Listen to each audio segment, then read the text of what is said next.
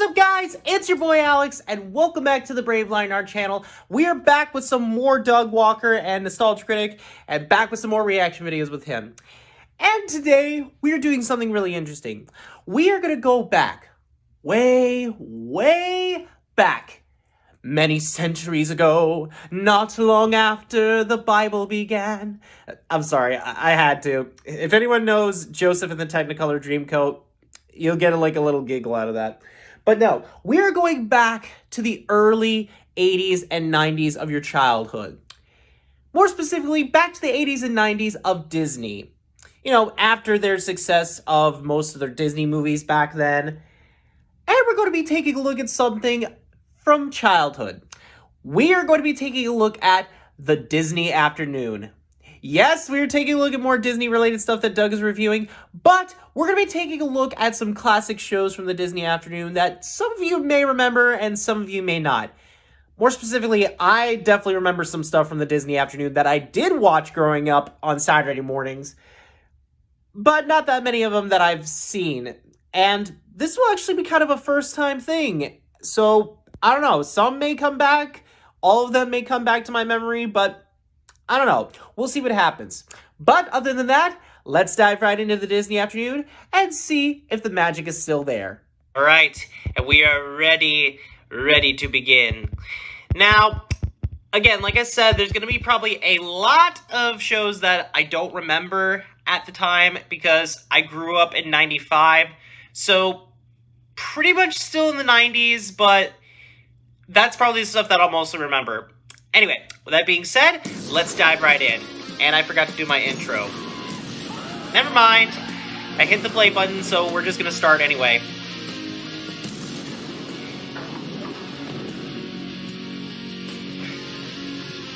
Yeah, definitely some memorable stuff from the not older days of Doug's channel, but you know.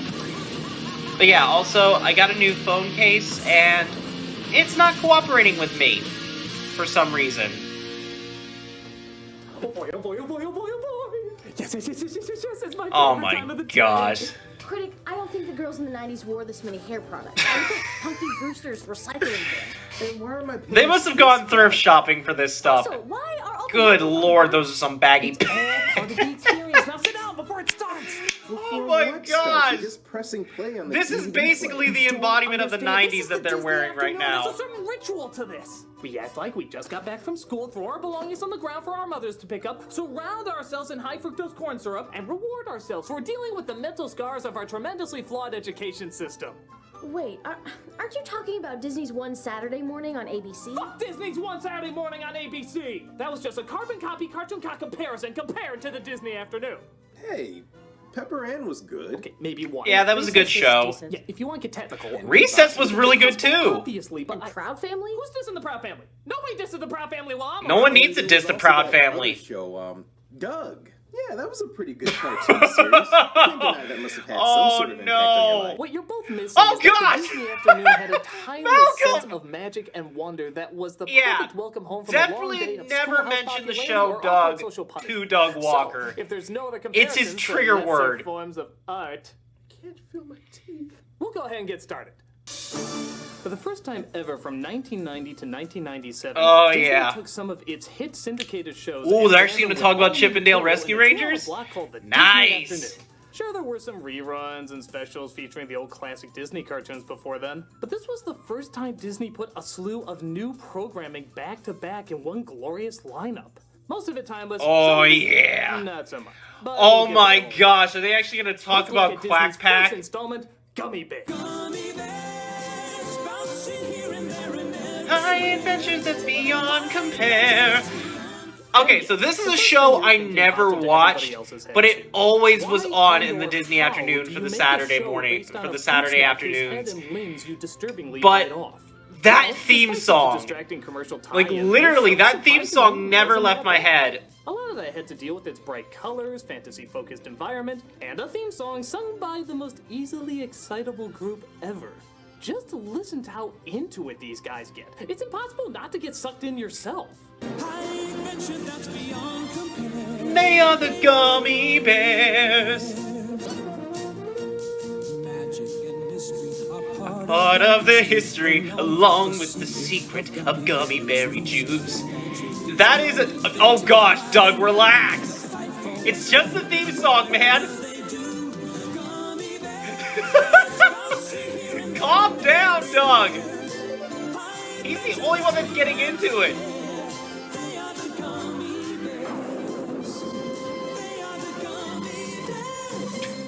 Little known fact, the singer actually died on that very last note. He was that into it. Jeez.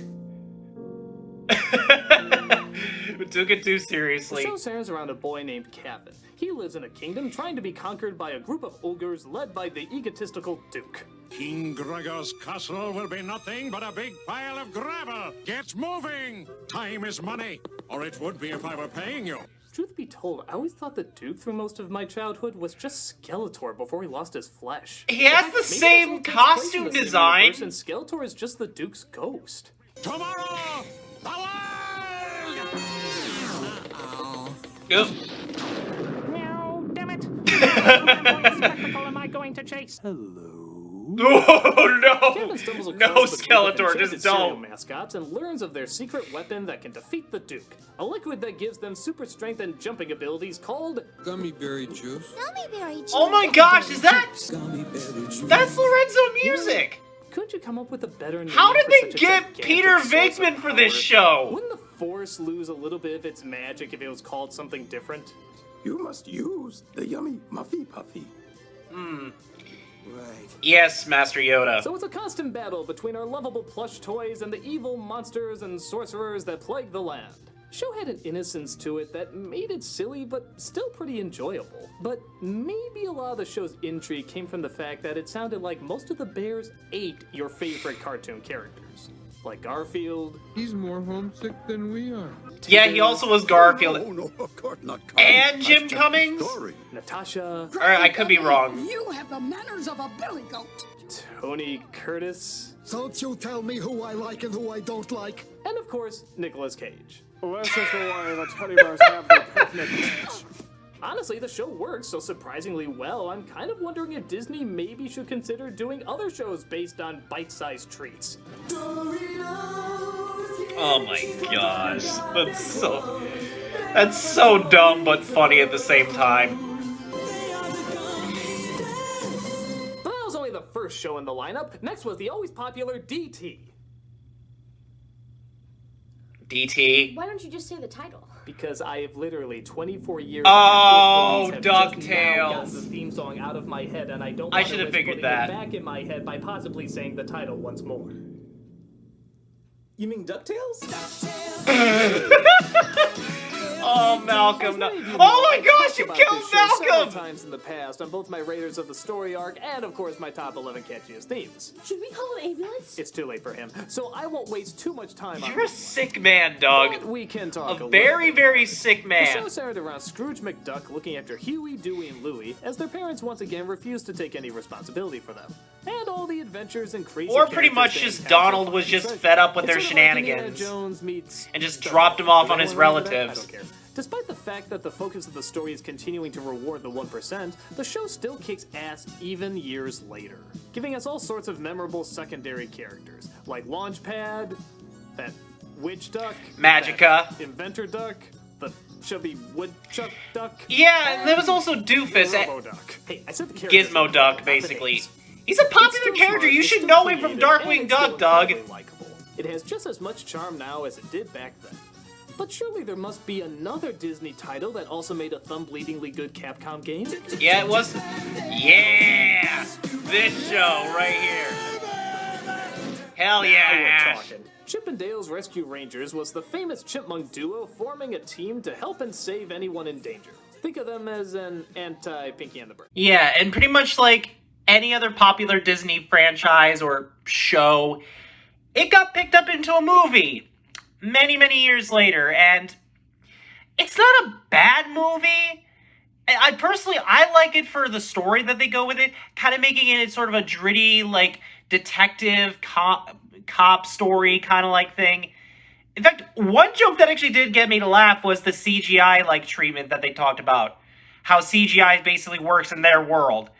It actually got a laugh out of me, but the story could have been worked on a little bit more, and there could have been some characters that were left out of the movie, because there's a lot of, like, random characters in the movie that make absolutely no sense to be in a world full of Disney characters. But yeah, I think it was a movie that was just trying to capture, you know, the magic that Who Framed Roger Rabbit brought, but it never did. Memorable and extremely likable, it did suddenly make me realize the traditional team formula that lingered over most kids' shows. For example, you have the inventor, you have the muscle, you have the leader, you have the goof-off, and of course, the little cute one that's just so darn adorable. But let's be fair, this is when that formula was just starting to be put into effect. And give the show credit for putting two. Actually, it was one of the first few shows to perfect the team effort, or the team ethnic of, like, other shows tried to do at the time. I gotta hand it to you, Gadget. You were right about Tom after all. I always believed in you. Ooh. Most of their time. I mean, also, isn't that the same voice actress that's voicing Gadget? That is another thing that I could be wrong about. You guys let me know in the comment section down below. Tie-ins, despite the fact that his name is in fact Fat Cat. Though I guess he does look a touch like Christopher Christie. My $1 million dinner gone down the drain. While we're on the subject, did you know that Chip and Dale were actually modeled after Indiana Jones and Magnum P.I.? I mean, I knew it. Indiana Jones, basically. That is also a joke in the Rescue Rangers movie. Everything that the Grail stands for. Who gives a damn what you think? Hey, did you come here just to abuse me? I honestly didn't think about Magnum P.I. Storylines and ideas. Like Gadget, being the Rowan equivalent of MacGyver. I mean, good God, just look at half the things. She basically is the MacGyver of the series. Don't be silly, Chip. Of course I did. But they fell off a few blocks back. Hey, Tamara, can you make a car out of a skateboard and a hairdryer? No. All I can do is a Chevy pickup truck sculpted out of rubber and ice. I mean, that's impressive. Even for a joke, that's actually impressive. Like, always be yourself, have confidence in your work, don't join cults. Yeah, there was actually an episode I about the remember dangers this of following episode! a cult. And Yeah, this is think an like most episode I kids actually around my remember age watching found on out Saturday what a morning in the cult was by afternoon. watching this episode. Hey, Wow. Other This ways. actually triggered a flashback. And yeah, I was pretty much at that age when I didn't know anything about, like, cults or anything like that. Clever social satire. But as I grew up, like, in middle school, I started learning more about it. We say you don't belong unless you buy our product, and they turn it into a literal interpretation. Ah, we were all lost once before we found the cola cult. And I'll be damned if I can't remember one algebraic equation from all my days of school, but yet years later, I still remember every fucking word of the Cuckoo Cola song. Come along, you belong. It's very catchy, though.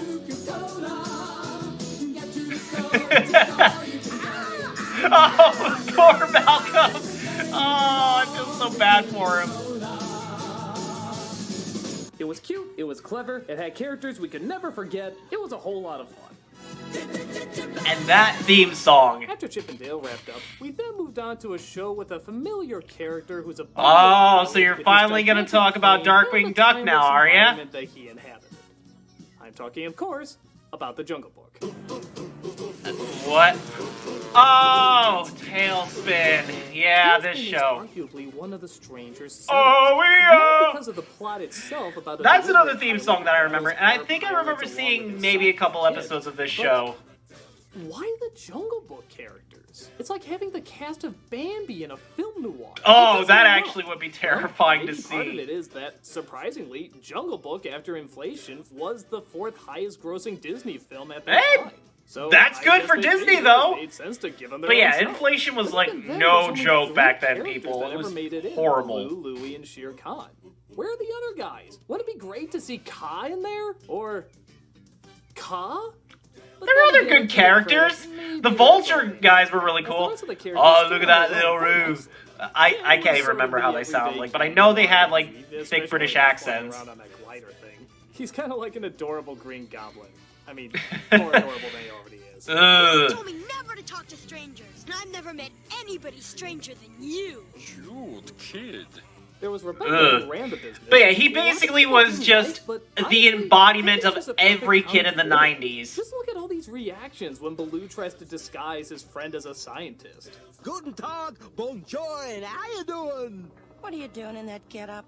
Ugh, you have me confused with someone entirely not myself.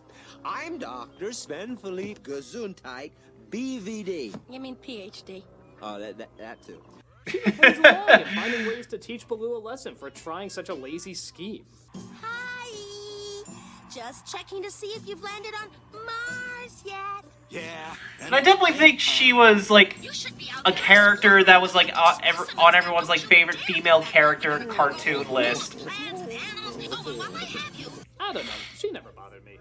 What did bother me, though, was her kid, Molly, who was sort of like a Webby 2.0. I'm not Molly, I'm Danger Woman.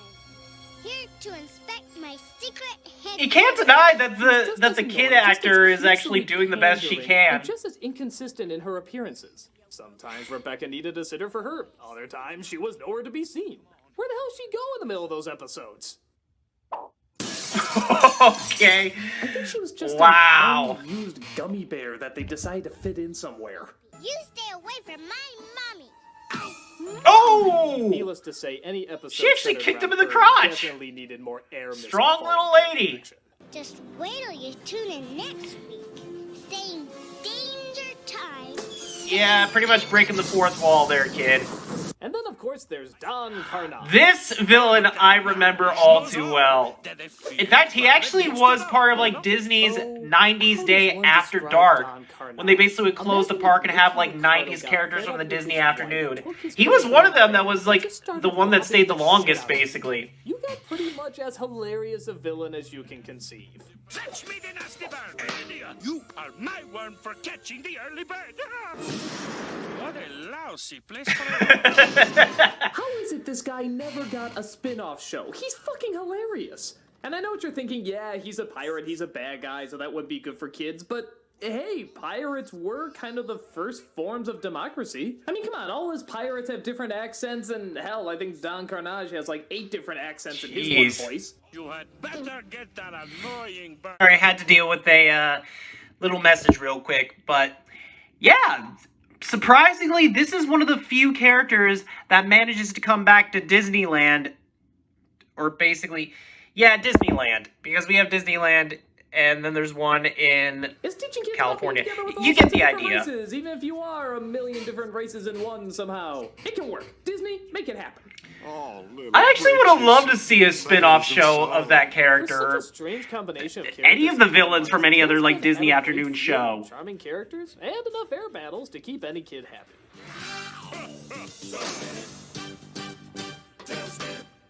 But sadly, this would spell the end for Disney's phenomenal run. Oh. You didn't like Darkwing Duck? How dare you indicate I don't like Darkwing Duck? Do I have to get out my people who don't like Maybe Darkwing you Duck? shouldn't talk to Doug at all, Malcolm. I was talking about the fact that they never did a good Disney afternoon and Capcom game again. I mean, come on. Baloo's head I'm is the assuming size of a TaleSpin was like the very last Capcom Disney afternoon game that they Why made. don't you just explain what Darkwing Duck is for those who don't know? Dog! Which is obviously not me. Put the shotgun away, Doug. We don't need any bloodshed. Because we got another awesome Disney afternoon show to watch. But yeah, this show, man, this was a show that I grew up watching a lot. And that theme song. That freaking theme song.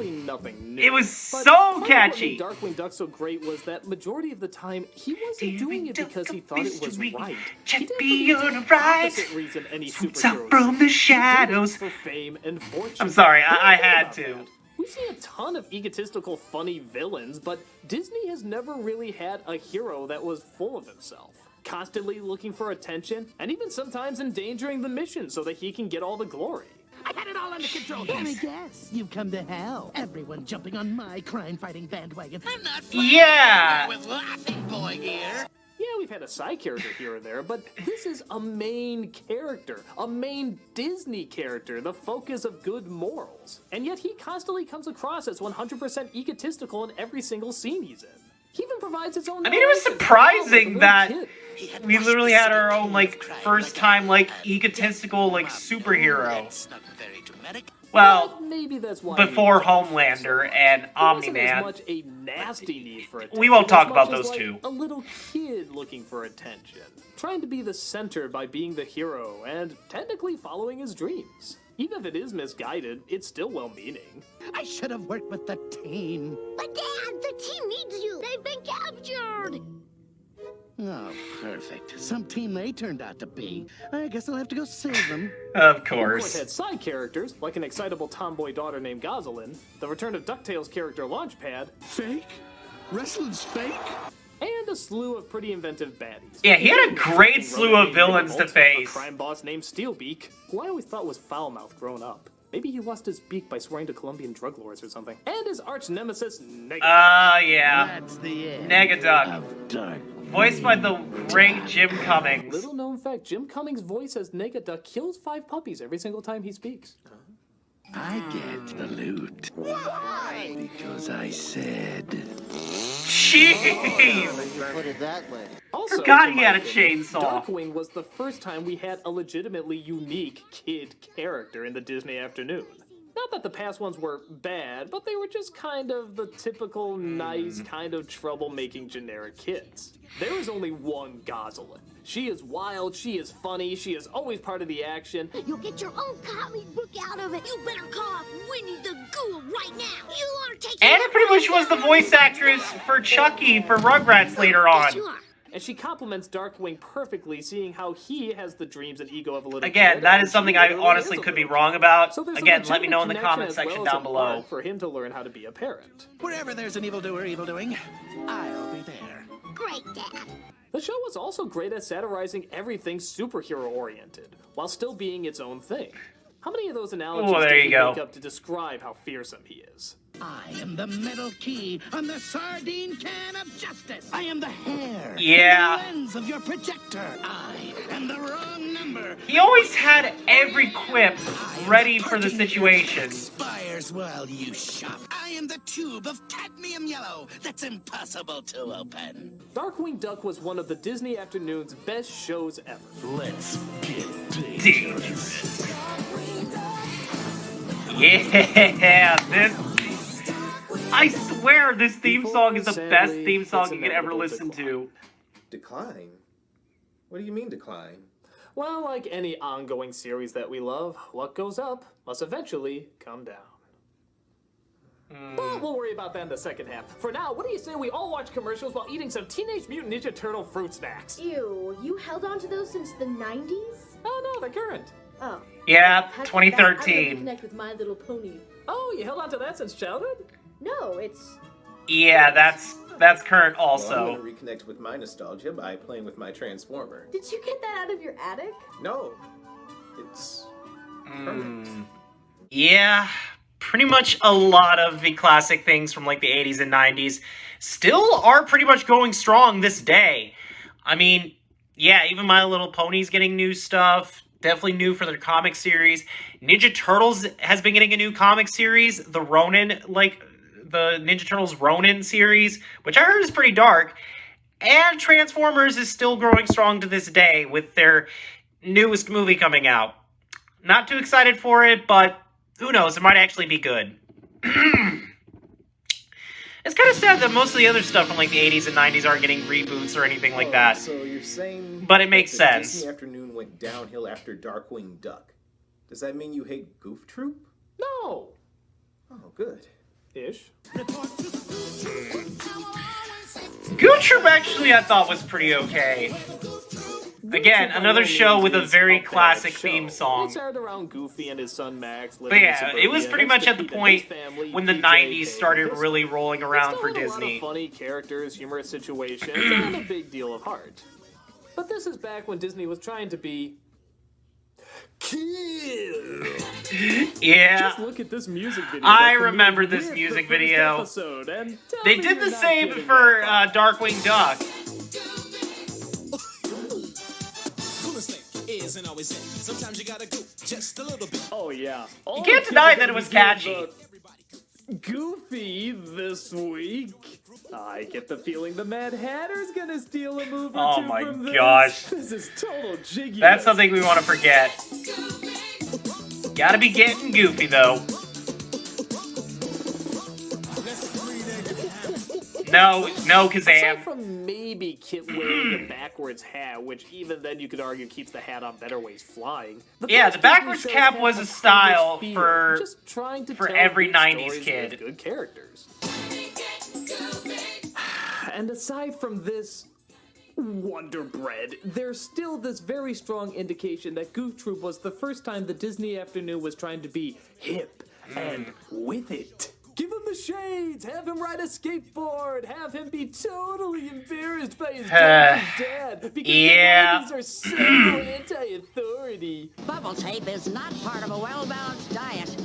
Because of that, Max is not exactly the most interesting character. He's sort of just some 90s stereotype kid we saw in most And shows honestly, and he movies. pretty much was that same way in the Goofy movie. Just the embodiment of the 90s. Both him and But PJ. possesses a good heart. He has a rocket hairstyle, baggy clothes, and he's into anything that's extreme. I feel like I'm losing the cherry on my sundae, the foam on my root beer. But to the show's credit, he's not annoying per se. There's just not much to him. For me, the real focus of the show was on Pete's family. I wish the show was just based on these guys. This is where the real comedy gold was. Playing sick. They also had some pretty good subplots in episodes of the You show. have an overbearing father, a completely neurotic son, a half-kind but half-threatening mother, and a psychotic little daughter. Seriously, who needs a kid? Yeah. Now go out there and uphold the family IQ. I loved these I mean, guys. obviously, I wanted more Pete of would that. name his daughter In fact, Pistol, why couldn't honestly. they have the title of the show? Call it Pete Beat. Okay, title needs to work, but you get the idea. I want to work on the name If there a shows bit, Doug. like Home Improvement and Family Matters were just as popular with kids as they were with adults, there's this big push to throw away the wild imaginative worlds and stick to the Goof Troop had some pretty crazy episodes. How fun is that in an animated show? At least for kids. I mean, what kind of adventures ever happen in suburbia? Casper! Except that. But again, as everyday cartoon shows go, Goof Troop still got a few laughs and had enough enjoyable characters to keep it afloat. Yeah. Bonkers, on the other hand. Oh! This is another show I didn't watch, but I remember it being on all the time. Passe. It's that the idea was horrendously passe. Now, tell me if this setup sounds familiar. A tune and a cop. Roger Rabbit. Yeah! You Yeah. don't really need an explanation. That after pretty that much tune. was the As premise soon as of, like, the you throw whole in cartoon. A tune and a cop, Just that's the first a thing you're tune gonna and a think cop of. working together. Maybe it'll be cool. Like, remember how great it was to see all those famous cartoon characters walking around? With Disney's endless library of unforgettables, surely we'll see some of them here, right? Well, I saw the Mad Hatter in the opening. I saw Dumbo for a second. They're watching Darkwing Duck on TV. That doesn't count. They didn't have any ideas There's to do with the a whole characters. episode where Mickey Mouse is kept in a carrier cage the whole time, and you never see him. How do you end up in the And I cage, mean, though? Never see him. What, did he have rabies? Okay, here's a hard one. Play dead.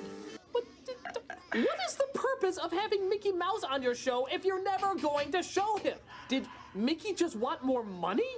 Will he not come out of his trailer unless they doubled his... Hey, sorry about that. I had to go deal with something real quick that my mom needed help with. It took a little bit, and I wouldn't have had to try and reshoot the whole thing that I had tried to do on a part of this. So yeah, there is that. But yeah, this show right here, Gargoyles, this was a show I remember watching a lot of. And yeah, it definitely was one of Disney's like first ever dark type, like very dark shows, but it just was so amazing. Yeah, and the shading on the characters though, like that was like the best part about like the show. And that theme song. Where have you ever seen a Disney show that used a dark gothic choir as their theme? But yeah, this show, this was probably one of the better shows on the Disney afternoon in the 90s. Man, it just... But yeah, I'm sorry if I skipped over a lot with Bonkers, but I didn't want to have to go back and reshoot the whole thing because that would have taken even longer out of my day. But yeah, this show right here was epic. Song or popular catchphrases to be badass. It just had to be badass to be badass. And that came from its strong heroes, its complex villains. It had some dark storylines, if I remember. Also, half the cast of every Star Trek series ever made helps too. It was a fantastic show, and we loved every single minute of it. Why? Because never once did it ever rely on any sort of cheap Disney gimmicks. We had Aladdin for that. Oh, this show I actually do remember a lot back in the day. It technically was supposed to be a sequel to the second movie, but it was just a series, and then it was pretty much a follow-up to the starting point for the last movie that came out. A lot of the characters they created. I remember Abi Small, Mirage, Sadira, Chaos, that other Aladdin with the girly lips. The weird Jafar ripoff character that had the eels from Little Mermaid, but the eels were different colors, basically. Even though their popularity had already made a ton of money in the past. But let's be honest, what made a lot of the original movies so great was its imagination and its humor. Here, we have the imagination, but instead of Robin Williams' improvisations, we get... Hold it! Did you risk a boo on a bet? The crazy thing is, Dan Castellaneta was not bad at doing the genie. Yes, that is Homer's voice, Dan Castellaneta. He was just given a lot of, like, bad dialogue for the show. Hand, it gives him very little to work. I mean, for the third Aladdin movie, they actually did bring back Robin Williams to play the genie, which is a good thing. Empty shell and Michael Eisner saying, "That's you. You're doing that." The monkey still sounds like a choking Donald Duck, and by Jesus on Broadway, there is way too much Gilbert Gottfried on this show. Well, again, this was supposed to be a follow-up to the second movie that came out, where Iago came back and Jafar came back as a genie, and yeah. Keep casting me as irritatingly annoying birds. The animation, too, is a little strange, as half of it's trying to be realistic like Gargoyles, but then the other half is trying to be cartoony like Bonkers. So you end up with big, expressionless eyes on what looks like stretchy arrangements. Oh my gosh, those eyes. I think he did just die, basically. They do Aladdin. I'm not even sure it makes sense. In the movie, they say they have to marry in 3 days, but they're still not hitched in the show. And if Aladdin is allowed to live in the palace now, how come he's still... I mean, maybe it makes sense in the show's universe and in the movie's universe that, like, the third movie is when they actually do get married. So they're just still allowed to date, basically. But trying to capture that Disney movie feel seems to work better when you can expand with your main characters, not be restricted by them. God, he looks unnatural. Yeah, he truly is dead inside with those eyes. Can't deny this show had a really good theme song, even though it was a song from the movie. Disney movies have to be bad. They just had to have annoying themes. This one I do remember a lot more of. Really too much to just say being like short adventure moments with Timon and Pumbaa, basically. It delivers exactly what it promises. It's Timon and Pumbaa in hijinks, goofy situations, and silly scenarios. And that's about all you needed, and that's about all delivered. The animation was fine, the timing was decent, and it never felt like it had to be too restricted to their environment. They could still do fun, cartoony things that fun cartoons usually do. It's totally serviceable. Hell, I dare even say they're a lot funnier here than they are in the movie. But sadly, for every wow, that was short. Schnookums and Meat. Huh? Schnookums and what? Yeah, I don't remember that. Well, that's because we're starting to get into the half seasons. You see, as the Disney afternoon started to lose its audience, it took one other time. I probably also should have said this about Bonkers, but the reason I saw that show was just because I liked the character design of Bonkers. Friday at 4 could be Legend of Zelda. I mean Schnookums and Meat. This was part of their attempt to just throw stuff at the wall to see what sticks. And did Schnookums and Meat stick? If by stick, you mean I like to impale them on something very sharp. Just look at this intro and tell me if it reminds you of anything. Anything familiar at all. Ren and Stimpy.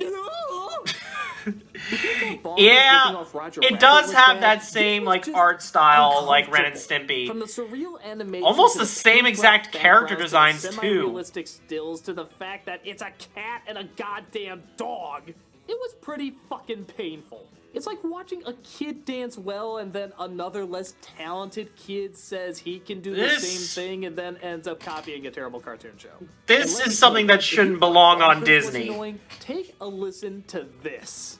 I protect the house from intruders. Oh, yeah? Well, I think you're too stupid to know otherwise. Okay, I am not stupid. I am not stupid. I am not stupid. Hey, did you hit him again? No, I think he's just reacting to the sound of their voices. So horrible! Oh, poor Malcolm. Disney too. Even though they're trying you really gotta feel bad for him in this video. It still looks a little too polished and safe to be anything like the all-out insanity that Ren and Stimpy gave us. The creator of the show went on to do Eek the Cat, which also had a Ren and Stimpy feel, but was still that's unique surprising. enough to be called its own show. This is the equivalent of a video game reviewer seeing another video game reviewer and trying to do exactly the same thing, but not even coming close to fill in your own punchline here. But as bad as this is, it still doesn't compare to the final two shows desperate enough to cash in on what Disney considered at the time major attitudeness. What show is that? Quack Pack. Yeah. It's finally time we talk about this. Well, I've only seen maybe like one episode of this show. I think one episode was enough. Just look at this intro. I mean, I won't deny like the opening is catchy again because it's pretty much the embodiment of the '90s with a rock song. Huey, Dewey, and Louie. Oh, I mean, yeah. This'll teach them. Sorry again, had to deal with something real quick, and it went way too far than when the time frame was going for when I recorded this.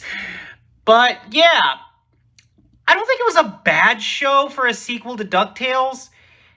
It just seemed like it was a show that was trying too hard to be very, very 90s and extreme, basically. I mean, that's pretty much all different, like, extreme 90s shows back then. This one included. Again, not a bad show, but still. Even the song sounds ridiculous, and I'm including by Disney standards. I feel like rapping, so I think I will. What the hell does that mean? Okay, that wakes up and says, that was when they just gave up. Did I miss that thing? Did I miss that thing? And there's your first problem. How do you make anyone called Huey, Dewey, and Louie cool? Well, I think the thought process is just to take the most popular of the three Home Improvement boys and just make three of them. Oh, no, wow. These kids have no personalities outside of Jonathan Taylor Thomas quotes and 90s poses. Oh, don't know what 90s poses are? I'll give you a run through.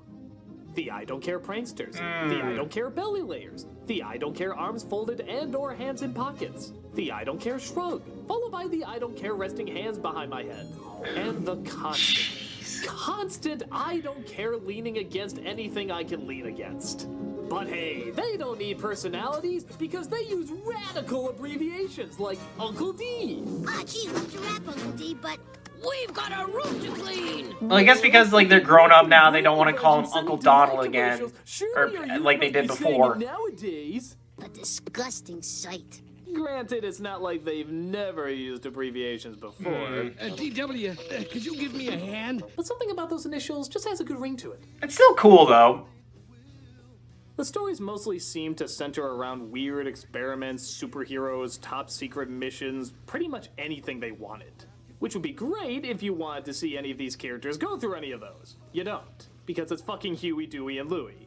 Yeah, without the incredibly rich Duck or the incredibly funny Duck, Huey, Dewey, and Louie are not interesting characters. Yeah. I love to see Darkwing Duck go through all of this. I love to see the Rescue Rangers go through all of this. But those were great characters I wanted to follow. These are just the Jonas Brothers if even less personality was required from them. So many comic books, so little time. You guys ever think maybe we should quit? Oh reading all these yeah, comics and do I actually something? didn't know that. Someone's That was the been reading voice. They got the voice self-help actor books that about played Tommy in the later, This show in is the later Rugrats really shows, teabag. especially All Grown Up.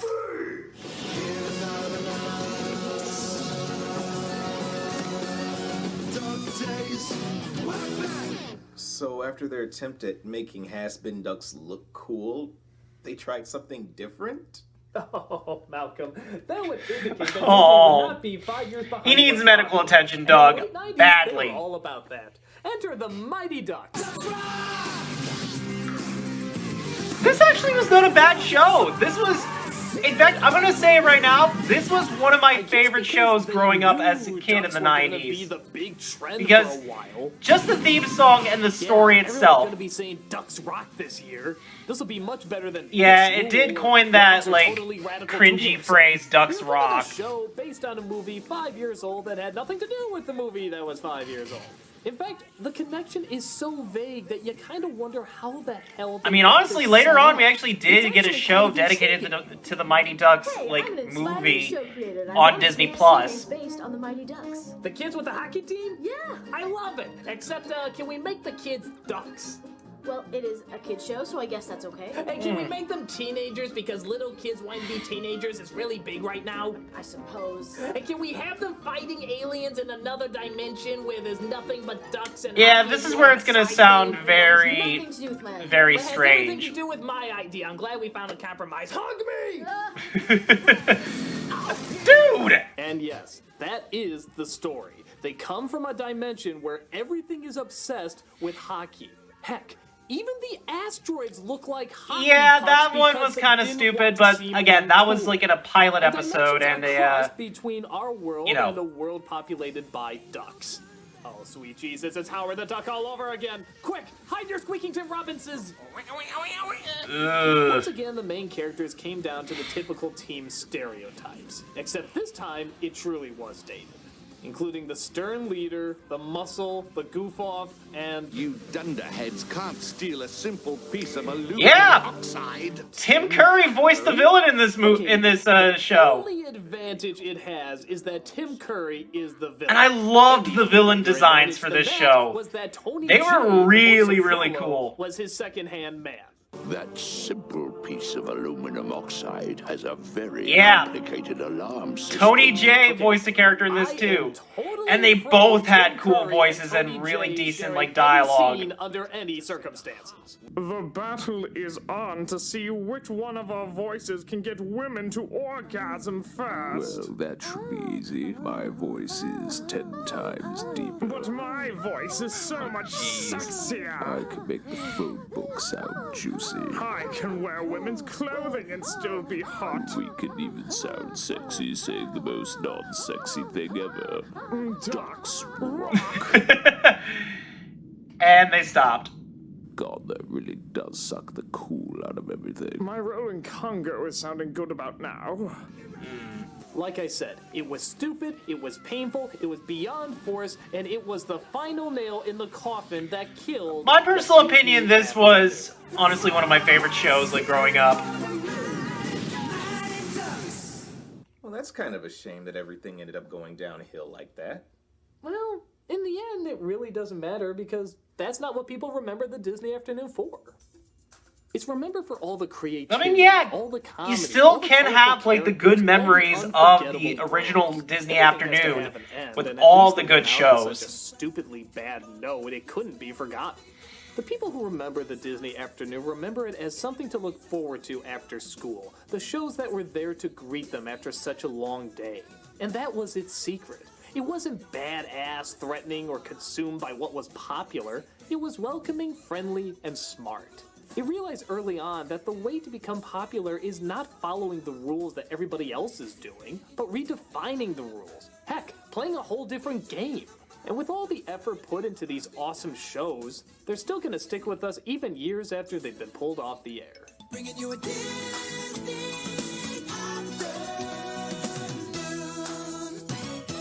Nice. Well, Disney afternoon is over. Now what do we do? Son, you do your homework right now. Oh, but Mom! Your butt is what I'm gonna kick if you don't get to your algebra. Okay. Oh, you gotta do your homework. You too, No. Malcolm.